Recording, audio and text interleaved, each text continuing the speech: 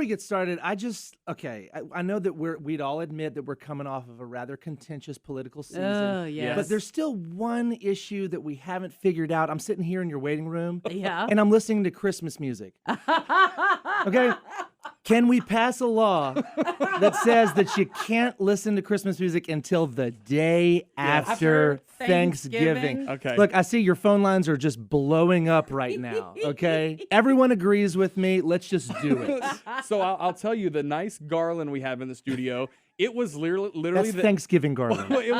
it was we have a turkey leg hanging on it, so it's Thanksgiving. It was literally the antidote to everything we went through the election season. Bernie literally tells me one day and goes, because we had the big debate here. Sure, you did. You did a great job. Thank you. And she said, the day after the debate, can we please put up the garland? Like, we just need some happiness. We need something. Sprinkle. So I put it up. I put it up hey, election I love night. it. I love it. It's here. It's on. So this is great. We talked to you last week when we had a cold spell, and Catholic Charities of Acadiana does what it does. They move into action, and they help those who really need a hand. I mean, in these situations, we're coming up on another time of year where a lot of people like to volunteer. Sure. And I think it's good to sort of have the conversation, because sometimes when you want to volunteer, yes, your heart is pounding because you just want to help someone. Yeah. But on your side, you have to be very strategic in how you place volunteers, because you really have a need 365 days a year, not just on Thanksgiving, not no, just we on absolutely Christmas. do. Okay, so just talking about our volunteer opportunities with St. Joseph Diner, which is our traditional soup kitchen. We serve 120,000 meals a year to those who are experiencing hunger in our community. We can only accommodate about 7 volunteers in the diner for lunch. And so, especially on Thanksgiving Day, those volunteers, they signed up 9 months ago, and they're giving up their Thanksgiving Day to come and help volunteer, which is wonderful. We are so grateful. But we in the same line, we can't accept more than that on that day. Right. To have 25 volunteers, you'd have a whole bunch of them that were just kind of standing around. And so then, of course, that's not fair to the ones who signed up before. But I want to direct folks who want to volunteer to our website. Okay. So CatholicCharitiesAcadiana.org, there is a volunteer tab there. We've got a real-time calendar that shows you what's available. Which, hey, So, look, we plan ahead. We can do that. We can. And this could be something you can already do for your family. Here's how you do it. Go there, get on that calendar, right? Sign your family up for a day in the near future, because the needs are still going to be there in January. That's right. Still going to be there in February, still going to be there in March. Okay, so you sign your family up, take a screenshot, or make your family a gift certificate that says, hey, on this day or these days, here's what we're going to do as a family. And I'm giving you this because I want to tell you how much I love you and I'm grateful for you in my life. And we can do this as a family. That's a fabulous idea. I love it. And so this is the most wonderful time of the year. I would sing it right now, I know. It really is. Then you would sing it, then I would sing it, then he'd bust in and get then we'd have wild. to go to commercial. That's right. So it's the most wonderful time of the year. So spoiler alert, if you go on our calendar right now, November and December, there's not a whole lot of opportunities. But please make a mental note. March, April, May, especially the summertime, y'all. We're scraping for volunteers in the summertime. People are busy. They're traveling. That's kids right. are off school. And so, hey, make that a part of your summer plans, and you can maybe give it at Christmas time, and that's a fabulous idea. And then say, hey, you know what? We're lined up to go in the summertime. Let's do it. Okay, so I want to tackle something that is sort of like a 21st century problem, because now we are so plugged in, and we love to show people what we're doing. We take pictures of what we're eating. I've already taken a picture of the cornbread you're eating right now. Hey, but great cornbread. Right? It's Mr. Cammy. Can you radio listeners smell it? You know Mr. Cammy, he's a Hall of Fame Cajun French musician who still does a radio show here on the weekends. You can hear it on KPEL. His wife makes this cornbread. It's just amazing. And I'm happy you were here to try some. Yeah, It's great. Amazing. So we love to, everywhere we go, we document things.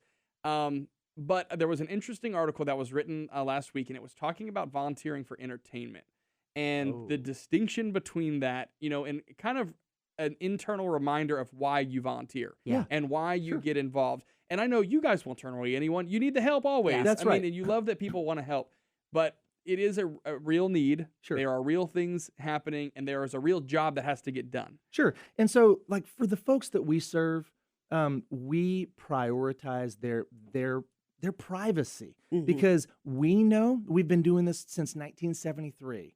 Okay, we know that where they are right now more than likely is not where they're going to be in 6 months to a year. Right. We are hoping and we're working toward this being a blip on their radar. Yeah. Their experience of homelessness, hunger, or poverty, we hope that we're moving them along with intensive casework. Yes. To a place of self-sufficiency to where the digital world doesn't follow them into the future. Right. And so, when folks come to volunteer, you can take pictures of yourself and take pictures, with your friends, but not of our clients, Right. And I think that's fair. Yeah, absolutely. And I think we do get kind of caught up in it sometimes, right? So now that we've kind of said that, I think it kind of, resets it maybe a little bit for people because you just kind of get caught up in the emotion of it all. Sure. So tell me about like food itself and donating money and or the food. Yeah. What can we do right now if we want to help that way? Sure. So Catholic Charities is always in need of monetary resources. This is something that helps us to budget and to really build out programs to meet the need, when we can. But and so we're always looking for folks to donate their resources in that way. This time of year we get schools and businesses who call who are interested in putting together food drives, and hey, that helps offset the cost of preparing meals. Yeah, I would imagine so, huh? Yeah. And so if they were to reach out to us and schedule these things, that would be wonderful. They can reach out through our website. Again, CatholicCharitiesAcadiana.org. There's a contact tab. There's volunteer tabs there. They can get in touch with us, and then we can help them, kind of direct them to where the biggest need is. That's might right. Be that week, or That's right. a week coming up, or something like that. That's right. Yeah. Non-perishable food is best because we can warehouse it, we can store it. Yeah. Unfortunately, we can't accept already prepared food. If you've got some leftovers from Thanksgiving, unfortunately, we can't take that. Right. And that has to do with laws. Yeah, exactly. Right. It's public safety. Right, exactly. Yeah. We have to make sure that it's been kept at a certain temperature. All those kind of things. The folks that we serve, there's a lot of medically vulnerable within our clientele.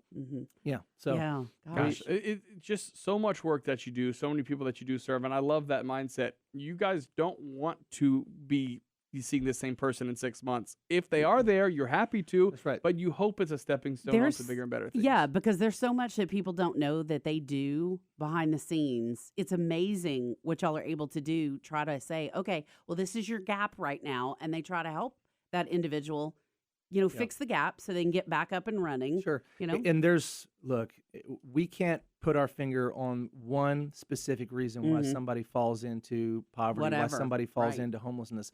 It is complex and it's varied, and so on the other hand, you need to have a complex and varied response to it. Yeah, and so it takes organizations like Catholic Charities and other organizations here in town that are doing great work to really focus all of their time and attention on this. All right, so here's how you connect: CatholicCharitiesAcadiana.org, CatholicCharitiesAcadiana.org. There is a tab. It's called Support. You click on that, and that's where you can find all the volunteer information, the calendar, and everything else. And of course, I don't want to let this opportunity pass without mentioning St. Michael's Center for Veterans. It's another of your projects. Sure. It is supported in part by Home for the Holidays, which we are right in the middle of right now. You can get your Home for the Holidays tickets. They're $100, and it benefits 5 Acadiana nonprofits, incling St. Michael's Center for Veterans. Five Acadiana housing-related nonprofits. St. Michael's Center for Veterans is one of them. And we depend greatly on the proceeds from the Home for the Holidays campaign every year.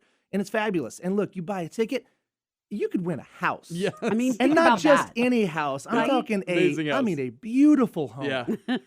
So you can find out more about that, Home for the Holidays, at kpel965.com. We have a link for you there. But if you want to volunteer, you want to donate, you want to see what the current needs are, CatholicCharitiesAcadiana.org.